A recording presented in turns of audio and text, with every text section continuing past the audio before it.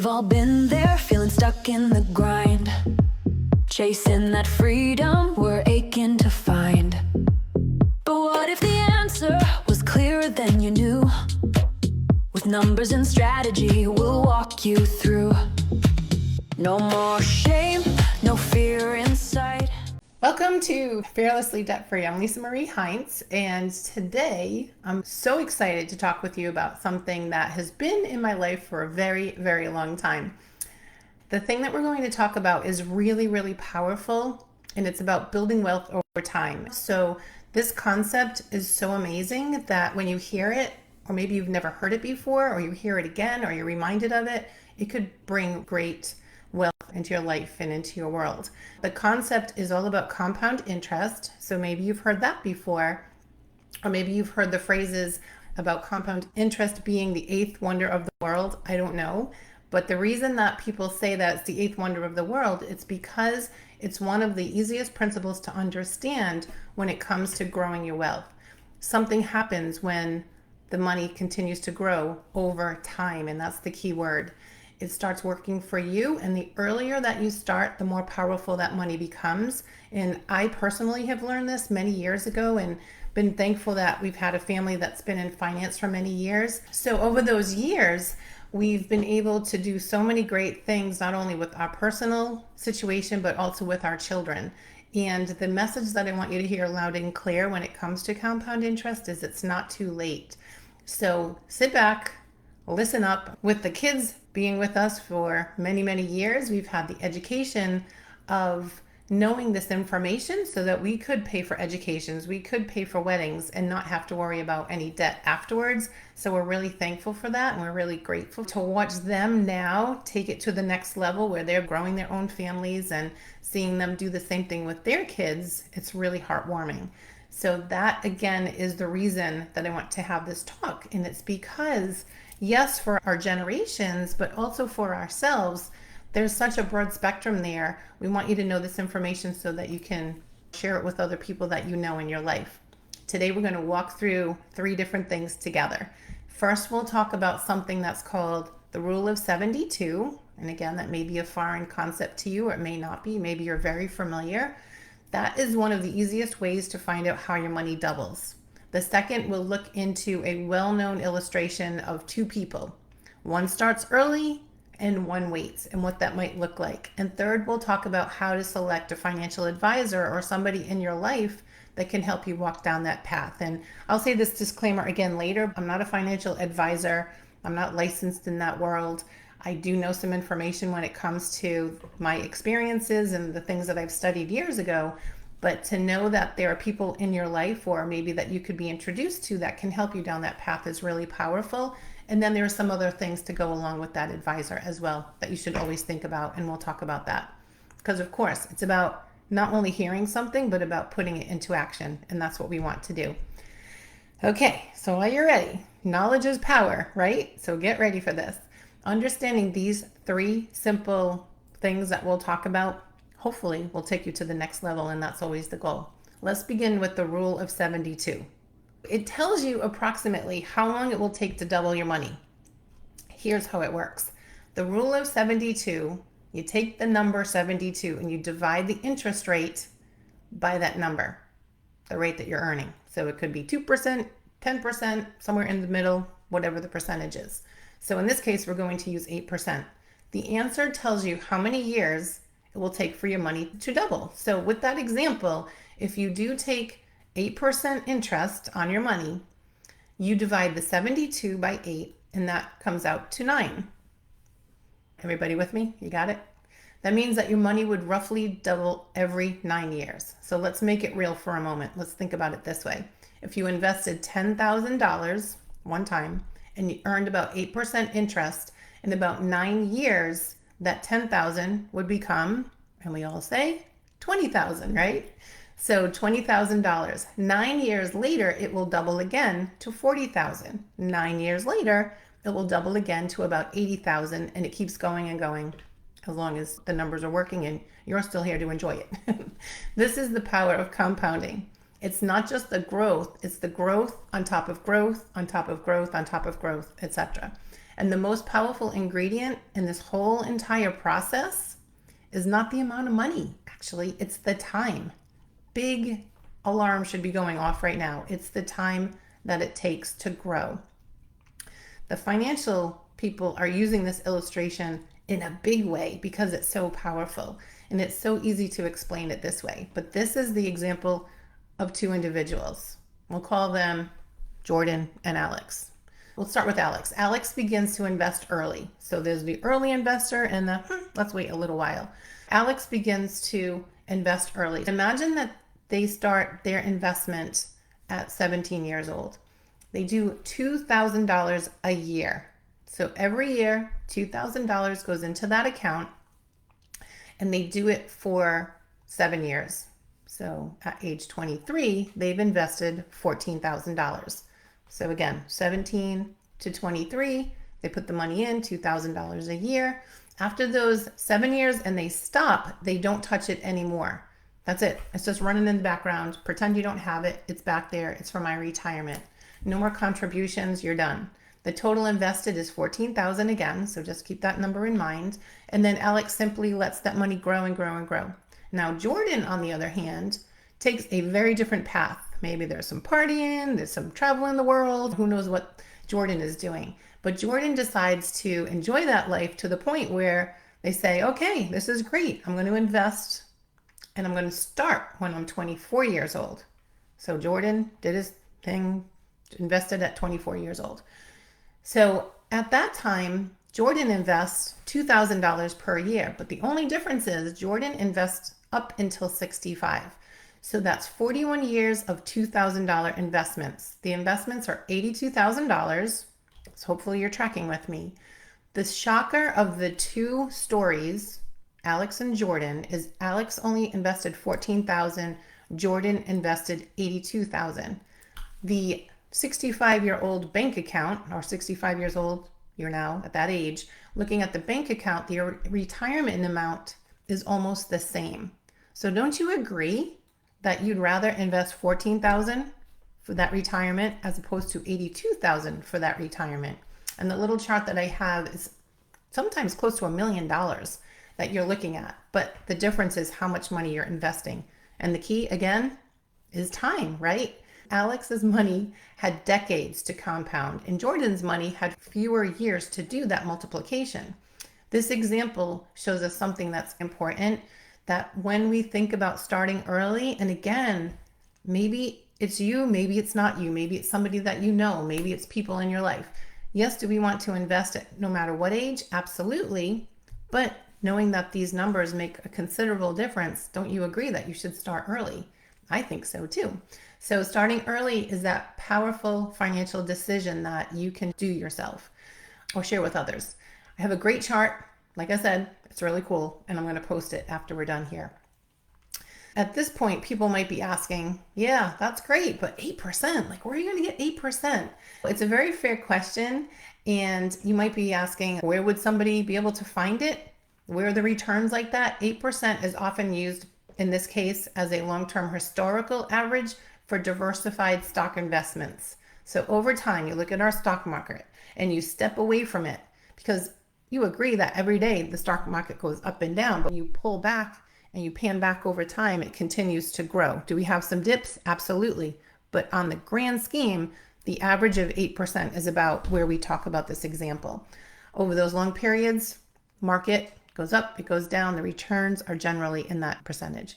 That's why people often invest through vehicles. And again, disclaimer, I am not a financial advisor. I don't do investments, but I know enough to share this with you for educational purposes only. And I want to be able to share that so you do know, you do have the knowledge. But the vehicles that they typically use, they could be mutual funds, retirement accounts, diversified investment portfolios. The mutual funds, for example, if you imagine a basket, whole bunch of funds in that basket, and they've got your advisors and those who have the licensing and the ability behind them to look at those different funds in order to make that mutual fund very successful. Instead of picking one single stock that, of course, if the stock busts, you lose everything. This episode is brought to you by Fearlessly Debt Free. Do you have great income, but the debt just doesn't seem to be going down fast enough? Just know that you are not alone. At Fearlessly Debt Free, I help people just like you pay everything off. Credit cards, loans, even mortgages, in half to a third of the time, for half to a third of what you owe. And no, this isn't budgeting, it's not debt consolidation or bankruptcy. It's math, it's strategy, and it's automatic. And it works. How would it feel to be completely debt-free and to start building incredible wealth much, much faster? Schedule your free Debt to Wealth discovery call today at fearlessly.free.com and take your next steps fearlessly. The benefit of the mutual funds is really great. Your money, it's spread across many different companies or many different bonds, and those managers are overseeing it, so you don't have to worry too much. It creates that diversification, and that's a key word, which can really help to reduce your risks. And then on the other side of the spectrum, we have things like high yield savings accounts that I often talk about, and that's more for everyday money. You want to keep it a little bit more liquid so that you're able to get at it. The other investments are typically more long-term, that you put it away and you don't touch it and you let them manage them. The accounts are wonderful for short-term, for the high yield savings accounts, and they're great for the emergency funds as well. They still give you a little bit of interest, but it's not as big as some of the other investments that are available to you. The high yield savings accounts, they do give you some more stability. You think of a bank account that gives you 0.00001%, then the high yield savings accounts can typically do better than that. Look for the ones that won't lock your money up though. You want to be able to keep that money pretty liquid. So when we look at the stocks and then we look at the high yield savings accounts, understand that they're two different vehicles. Often financial planning involves balancing in your portfolio. You don't want to invest heavily in one and not another. You want to do a diversified portfolio for those reasons. Some investments are designed to grow a little bit more aggressive and some are not as aggressive. So you have to think about what's your plan, what is the thing that you're looking for at your age, your situation. There's many questions to ask, and a great financial advisor will ask those questions. Now, people will begin to explore different investing. There's another thing that you should always think about, and this comes into the picture as well, and that is finding the right financial advisor. Who would be the best fit for me? You now know about the rule of 72. You now know about the high yield savings accounts. You know about some of the investments that are available to you with the broad spectrum of all the different vehicles out there. Who is it that's going to lead you down that road? And this is really important. It hits home with me in this season of my life because I've been able to speak to some people who have all of these things happening, but there's no unification in all the different people that they're working with. So the first question that you want to ask when it comes to finding that advisor is, are you a fiduciary? And what does fiduciary mean? It's somebody who is legally obligated to act in your best interest. And that's a really important distinction and designation because some people are really tied to their company, and not to say there's anything wrong with one or the other, but a financial advisor who works under the umbrella of a company is typically going to suggest the different vehicles that they have, as opposed to a fiduciary has a broader spectrum and they're obligated to work in your best interest. Financial advisors, they can be compensated in a few different ways. So some of the ways that you want to investigate are important for you to know because it will have a direct impact on some of the decisions that they will make. So the second question is, how are you paid? Okay, we got the fiduciary, we got the advisor. How are you paid? The question is a big one. Some are fee-based only advisors. So they get a fee, you pay them a fee, and then they work for you. And then others will charge an hourly rate or a flat fee going forward, or even a percentage of the amount of money that they're managing for you. So your money grows and they're getting that same percentage, but it's to their advantage to help you to grow your money because they'll make more money, which is a great thing. I think it's a win-win for everybody.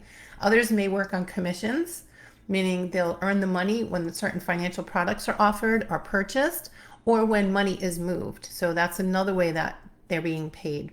Some advisors operate with a hybrid model that actually would combine both. So these are really important questions to ask because, again, it's going to directly relate to you and your situation. And then the transparency in this area is really important. You want to talk to people that have obviously great reputations, or maybe there are people in your life that you look at their situation and you want to know exactly who they're working with because you'd like to get some of the same type of advice and the same type of service. You deserve to understand exactly how somebody is being compensated for helping you manage your money. Then you can also ask whether the advisor works independently or is tied to a company. And like I said a moment ago, some advisors have access to a wide variety of investment options, while others are focused on the products they can offer you. And then the other thing is, neither is right or wrong. It's really what's going to fit in your lifestyle, fit your structure, so that you know what options are available to you and that line up with your beliefs and what your goals are. Another helpful question to ask is, are they working with tax planning, or they have estate planning knowledge, or know somebody that works either in their firm with them or works directly with them? Having this well-rounded financial strategy is important.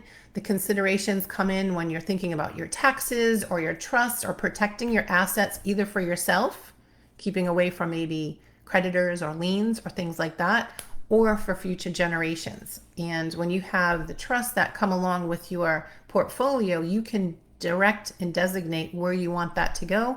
And you don't have to often worry about probate or things that might happen when you're no longer here. And that's very comforting.